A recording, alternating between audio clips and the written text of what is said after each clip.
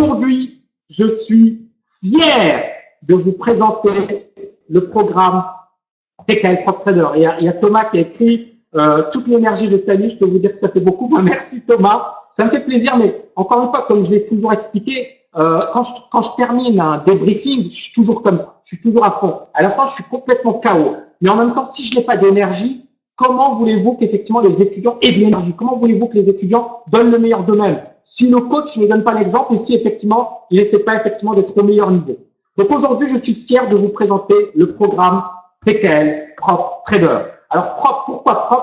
En fait, c'est dérivé de l'anglais, hein, proprietary trading. Excusez mon anglais. Donc c'est les prop traders. En fait, c'est les traders qu'on trouve dans les banques ou dans des salles de marché aux États-Unis professionnelles. Donc, ce sont des traders pour compte propre ou pour le compte de la banque.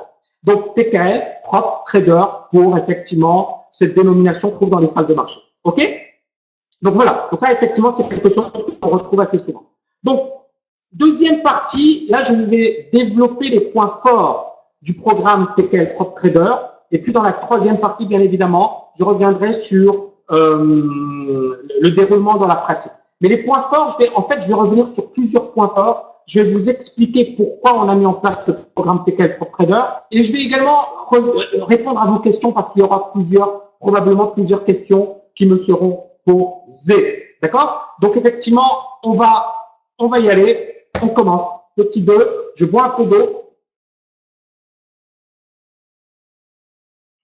Alors, Denis écrit, c'est comme trader indépendant. Non, c'est pas trader indépendant puisqu'effectivement, c'est un trader qui travaille dans une structure professionnel. Donc, un trader indépendant, c'est plus un particulier qui travaille chez lui. Là, on est plus dans un trader qui travaille pour une institution. OK? Donc, tout ça, effectivement, je reviendrai dessus juste après. Les points forts du programme PKL Prop Trader. Donc, tout d'abord, avant d'aborder les points forts, j'ai identifié 8 principales causes de l'échec en trading. Et ces 8 principales causes, pour moi, sont hyper importantes. Si on ne les comprend pas, on ne peut pas effectivement mettre en place un programme pour justement viser la réussite en trading. Donc, pour moi, il y a 8 causes de l'échec en trading et je vais les développer. Donc, principale cause de l'échec en trading, la première cause en ce qui me concerne, c'est l'absence de formation solide au marché. C'est-à-dire, le gars, il a rien étudié sur les marchés et il y en a plein. Je suppose qu'il y en a parmi vous. Il n'a rien étudié sur les marchés. Il ne sait pas ce qu'est un marché. Il voit 2-3 vidéos sur YouTube. Il lit peut-être 2-3 bouquins.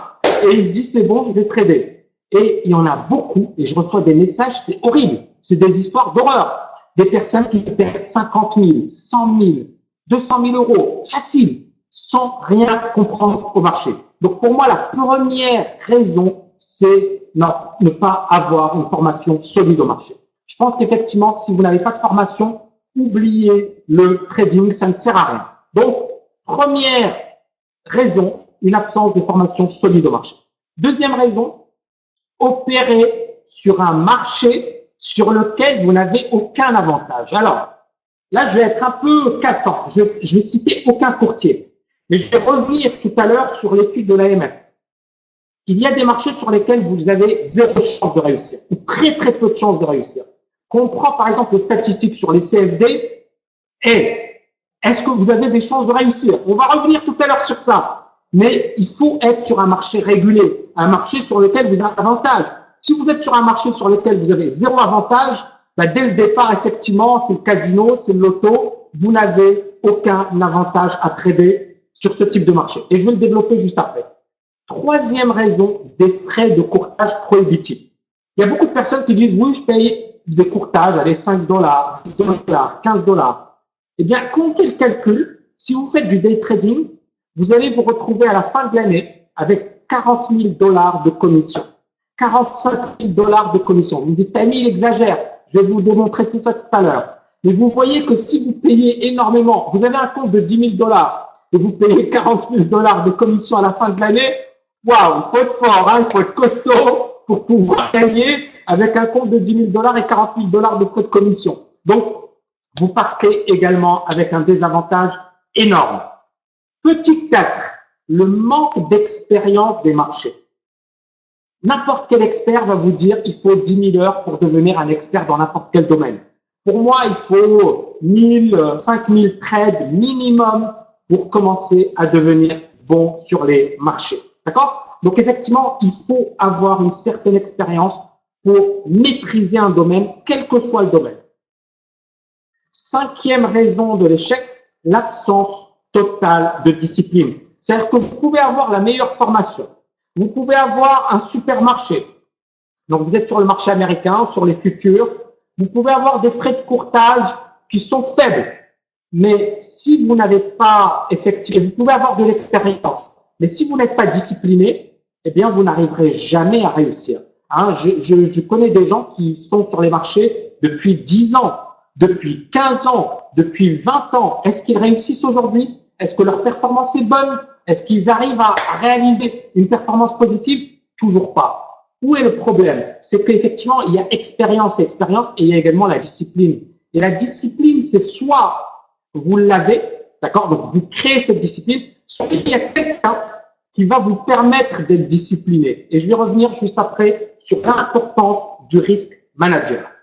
La sixième raison, je pense qu'elle est hyper importante, c'est une absence de coach et de mentor. C'est-à-dire que si effectivement vous n'êtes pas motivé par votre environnement, si effectivement vous êtes seul, si vous n'avez pas des objectifs précis, si vous n'avez pas de perspective, c'est très difficile de réussir. Pour réussir, il faut vraiment avoir un environnement qui est stimulant. Il faut avoir une ambition, une vision et tout faire pour la réaliser. Et si effectivement vous n'avez pas tout ça, très très difficile de réussir. Et puis bien évidemment quelqu'un qui va vous stimuler, vous motiver et qui va effectivement vous remuer. Parce que l'idée, encore une fois, c'est vraiment la motivation, elle est très très importante. Tout à l'heure, Thomas parlait de l'énergie. J'essaie d'avoir un maximum d'énergie avec les TKLiens parce que cette énergie, elle joue un rôle important dans la réussite. C'est-à-dire que si effectivement on ne fournit pas et on ne donne pas le max, de l'autre côté, les étudiants ne vont pas donner le maximum. Donc pour moi, il est important effectivement d'avoir cette énergie et de vraiment booster les étudiants parce que c'est ce qui permet par exemple de faire la différence. Septième raison, beaucoup de personnes n'ont pas de gros capitaux. Ils ont un capital de 10 000 $, 20 000 $, 50 000 $. Mais le problème, c'est qu'effectivement, c'est pas évident. C'est-à-dire que pour moi, il faut minimum 50 000, 100 000 € de buying power pour bien gagner sa vie sur les marchés. Et puis ensuite, bien évidemment, faut être formé, faut être sur un bon marché, des frais de courtage. Bref, il y a tellement de conditions pour devenir bon dans le domaine du trading que c'est pas quelque chose qui se fait en claquant de doigts. Il faut aller beaucoup, beaucoup plus loin. Et enfin, ça coûte de l'argent de se former. Ça coûte de l'argent en suivant une formation. Ça coûte de l'argent parce que vous allez perdre de l'argent au départ, parce que vous allez cramer des comptes et parce qu'à un certain moment, on va abandonner parce qu'on va se dire, est-ce que ça vaut vraiment le coup? Est-ce que le reward mérite le risque que je prends et le temps que j'y consacre? Bref, effectivement, il faut toujours comparer, c'est-à-dire, est-ce que j'aime le trading? Est-ce que j'ai une passion pour le trading? Mais est-ce que finalement, je peux supporter cette période qui finalement est importante? C'est-à-dire que sans cette période d'apprentissage, vous ne deviendrez jamais bon. Et cette période d'apprentissage, elle a un coût. D'accord? Donc pour moi, 8 principales causes de l'échec en trading. Et donc effectivement, on va revenir dessus. Donc si vous êtes concerné par au moins l'une des causes mentionnées, il faut le dire, vos chances de réussite seront infimes. Et j'ai parmi les étudiants effectivement des exemples, j'en parlerai tout à l'heure, mais pour moi effectivement, ces 8 causes de l'échec, il faut les prendre sérieusement. D'accord? Chaque cause, elle a son importance dans le domaine du trading et chaque cause doit être prise en compte. Donc effectivement, pour moi, ces 8 causes sont importantes.